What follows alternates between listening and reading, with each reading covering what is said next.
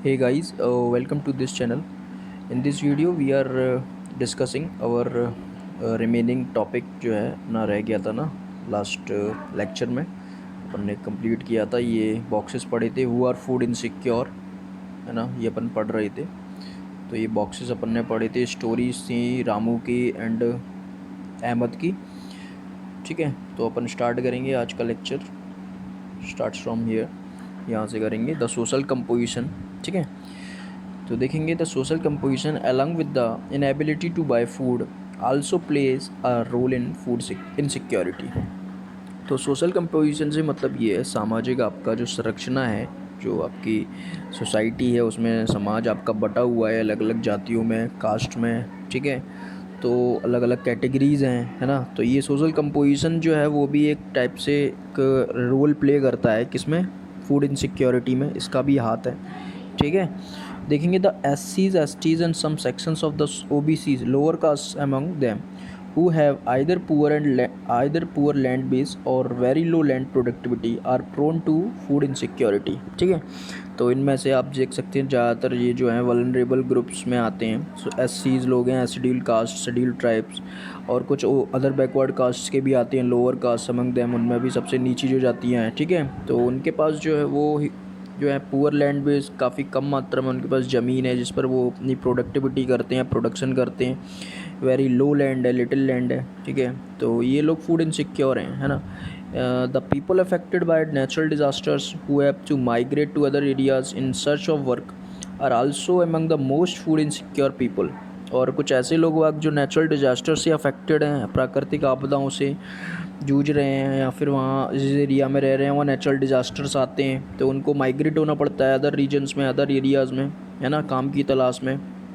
क्योंकि उस एरिया में, तो पर्टिकुलर एरिया में जिस डिजास्टर आया है वहाँ तो सब तहस-नहस हो जाता है, बहुत सी चीज़ें अफेक्टेड हो जाती हैं, सभी अफेक्ट हो जाता है। तो वहाँ तो मिलना मुश्किल है वर्क। तो in search of work they migrate from place to place जाते हैं। और आल्सो अमंग द फूड, ठीक है, वो भी फूड इनसिक्योर लोग हैं काफ़ी। अब high incidence of mall nutrition prevails among women.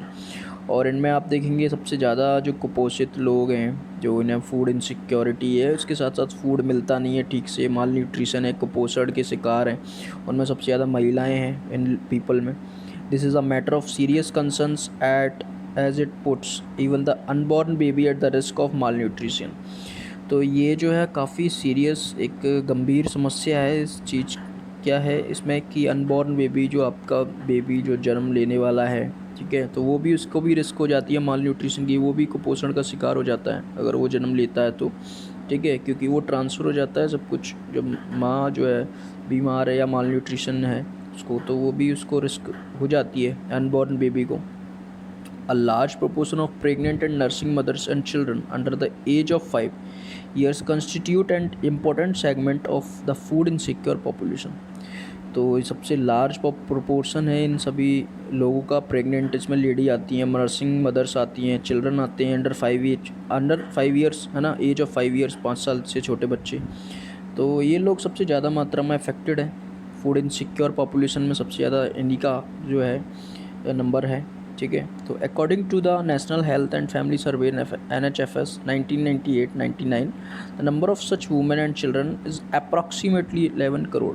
तो ऐसे लोगों की जो संख्या है, वुमेन की, महिलाओं की, चिल्ड्रन की, बच्चों की, तो वो 11 करोड़ है ना। ये जो है डाटा बताया गया है according to the national health and family survey के according.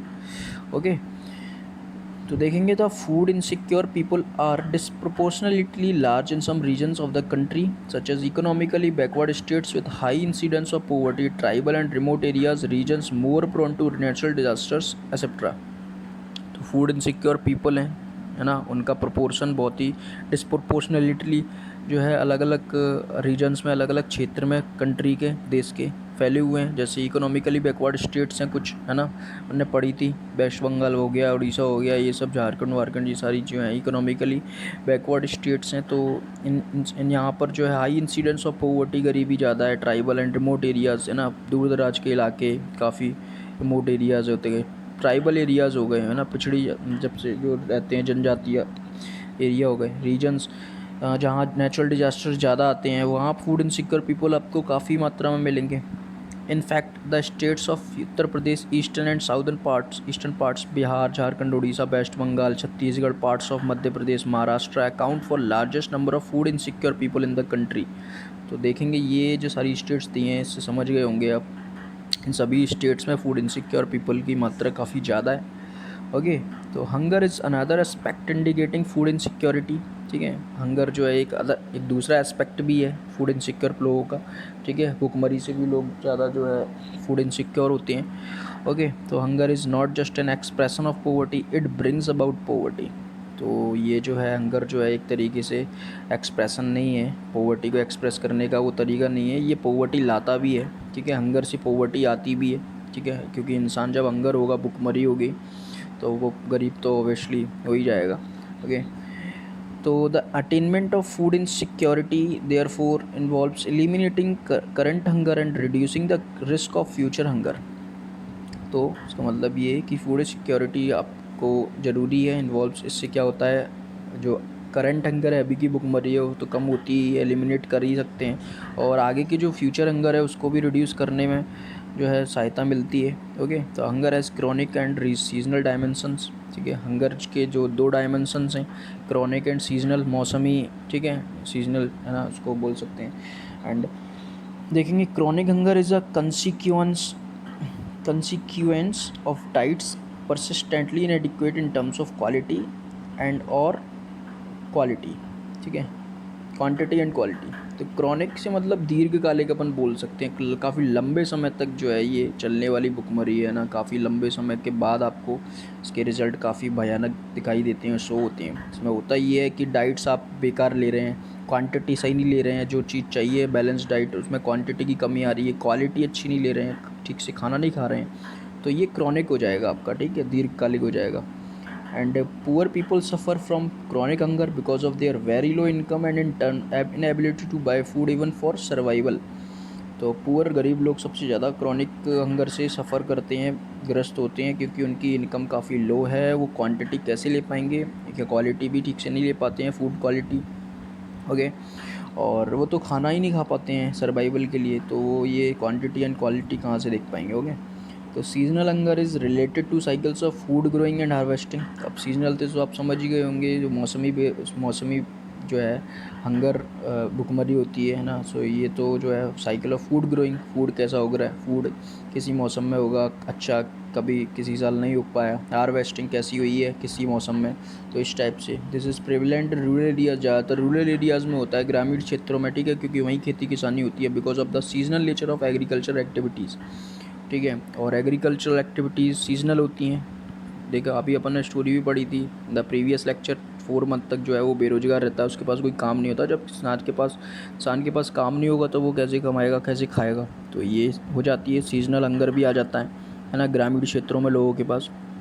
And in urban areas because of casual labourers, example there is less work for casual construction labourers during the rainy season. अब urban areas में मौसमी जो है भुखमरी ऐसे देख सकते हैं, रेनी सीजन में काम वाम उनको मिलता नहीं है, कंस्ट्रक्शन लेबर्स को. कैजुअल लेबरर्स जो होते हैं, मजदूर होते हैं, श्रमिक होते हैं, मैसन होते हैं, मजदूर वगैरह, इनको नहीं मिल पाता है, तो वो जब कमाएंगे नहीं तो खाएंगे कैसे, तो हंगर हो जाता है उनको. This type of hunger exist when a person is unable to get work for the entire year. और इस टाइप का जो हंगर है वो रहेगा पर्सन के साथ जब तक उसको पूरे साल भर काम नहीं मिलता है. तो काम नहीं मिलेगा तो ये हंगर बिल्कुल रहेगा. ठीक है, तो ऐसा हो जाता है. टेबल 4.2 में परसेंटेज दिया house holds with hunger in India. Type of hunger दिया, सीजनल, क्रॉनिक. ठीक है, टोटल दिया है. ठीक है, रूरल एंड अर्बन का दिया है. तो ये बॉक्स जो है आप पढ़ सकते हैं, टेबल काफ़ी इंटरेस्टिंग है. इसमें जो है दिया गया है कि हंगर जो है कैसे डिक्रीज़ होता गया है. 1999-2000 में रूरल में कहाँ टोटल जो है 3.3 हो गया एंड अर्बन में 0.9 हो गया, तो रिड्यूस हो रहा है. Okay, hunger. ठीक है, तो देखेंगे the next point. The percentage of seasonal as well as chronic hunger has declined in India as shown in the above table. तो टेबल में दिया गया है. ठीक है, तो आप पढ़ सकते हैं. Seasonal and chronic hunger decline होता गया है इंडिया में. India is aiming at self sufficiency in food grains since independence. तो इंडिया जो है सेल्फ सफिशिएंसी, आत्मनिर्भर बनना चाहता है फूड ग्रेन्स के मामले में. आज़ादी के बाद से ही उसने ये एम रखा हुआ था. ठीक है, तो देखेंगे after independence Indian policy makers adapted all measures to achieve self sufficiency in food grains. ठीक है, तो आज़ादी के बाद इंडियन पॉलिसी मेकर्स थे जो नीति नियम वगैरह बनाते हैं, उन लोगों ने बताया कि अचीव करेंगे ऐसा सब कुछ कि सेल्फ सफिशिएंसी होनी चाहिए फूड ग्रेन्स में, अनाज उपलब्धता अनाज में। ठीक है, सेल्फ सफिशिएंसी होनी चाहिए, तो ऐसा उन्होंने ऐसी पॉलिसीज़ बनाई, ऐसी योजनाएं बनाई।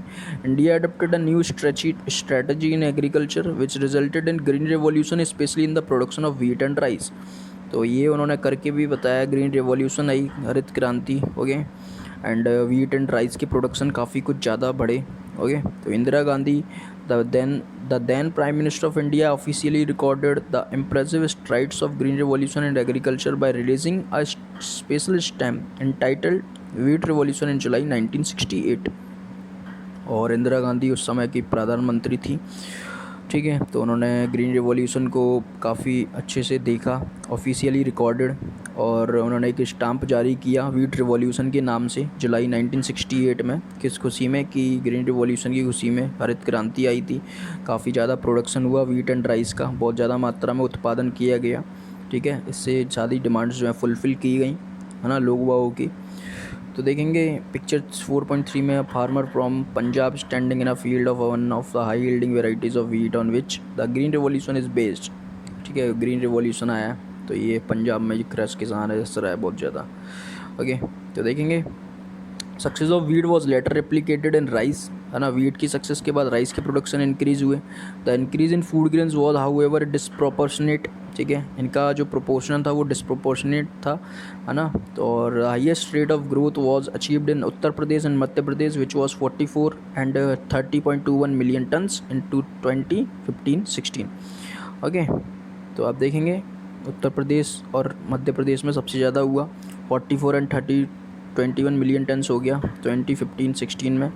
और the total food grains production was 252.22 million tons in 2015-16 and it has change to 275.68 million tons in 2016-17।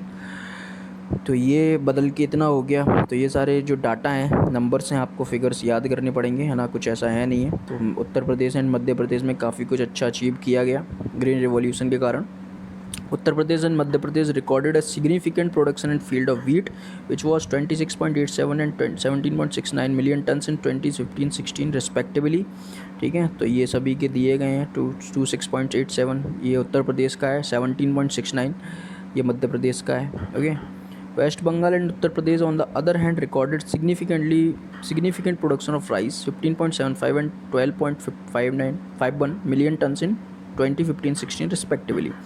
और ये राइस का प्रोडक्शन दिया गया है, वेस्ट बंगाल का 15.75 है और यूपी का 12.51 है, मिलियन टन्स हैं। ओके, मिलियन आप जानते हो, टन्स भी आप जानते हो। 2015-16 में जो है इस ईयर में काफ़ी ज़्यादा उत्पादन हुआ। ओके, तो आप समझ गए होंगे होप्सो। सजेस्टेड एक्टिविन भी दिया गया है कि visit some farms near by village and collect the details of food crops cultivated by the farmers. तो आपको जाना है, कल्टिवेट फूड क्रॉप्स जो भी हैं फार्मर्स के द्वारा कलेक्ट करनी है डिटेल्स। ओके, तो देखेंगे अपना नेक्स्ट टॉपिक जो है फूड सिक्योरिटी इन इंडिया, देख लेते हैं कितना बड़ा है।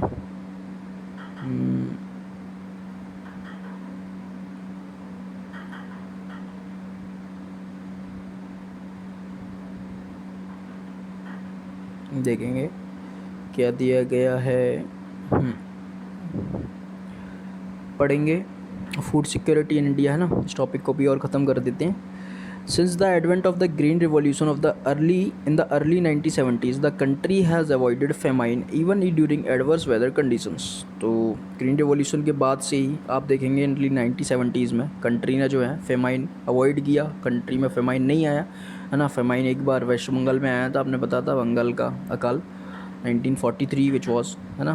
तो एडवर्स वेदर कंडीशंस के बावजूद भी फेमाइन नहीं आया 1970s के बाद, ग्रीन रिवॉल्यूशन के बाद। क्यों हुआ ऐसा? क्योंकि India has become self sufficient in food grains during the last 30 years because of a variety of crops grown in all over the country.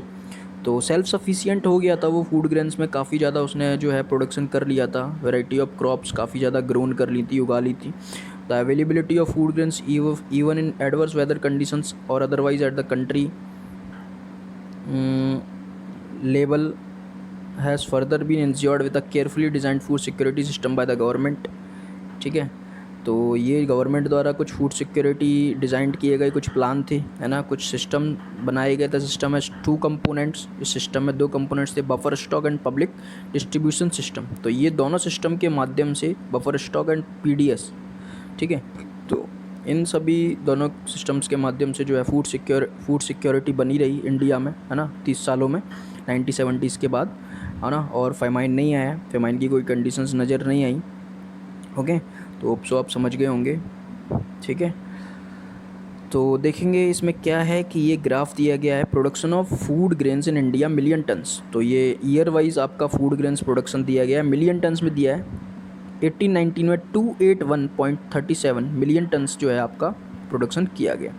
Okay, तो आप समझ गए होंगे काफ़ी ज़्यादा मात्रा में जो है प्रोडक्शन चल रहा है, काफ़ी ज़्यादा जो है हो रहा है प्रोडक्शन, तो जिससे कि है फेमाइन की कंडीशंस नहीं आई। और लेट्स डिस्कस जो है ग्राफ 4.1 के अकॉर्डिंग ही है। On the basis of this graph you have to do it yourself, करना है, ठीक है, तो आप कर सकते हैं। तो ठीक है, तो बफर स्टॉक जो है, इसके जो कंपोनेंट्स हैं सिस्टम के, buffer stock and what is the public distribution system, तो ये इन the next lecture upon discuss करेंगे, अच्छे से समझेंगे कि ये क्या है, इसमें कैसे जो है उपलब्ध कराए गए, अवेलेबिलिटी की गई फूड ग्रेन्स की, और कैसे समस्या का जो है सॉल्यूशन किया गया। ओके, तो मिलते हैं in the next video lecture. Till then goodbye, take care and thank you.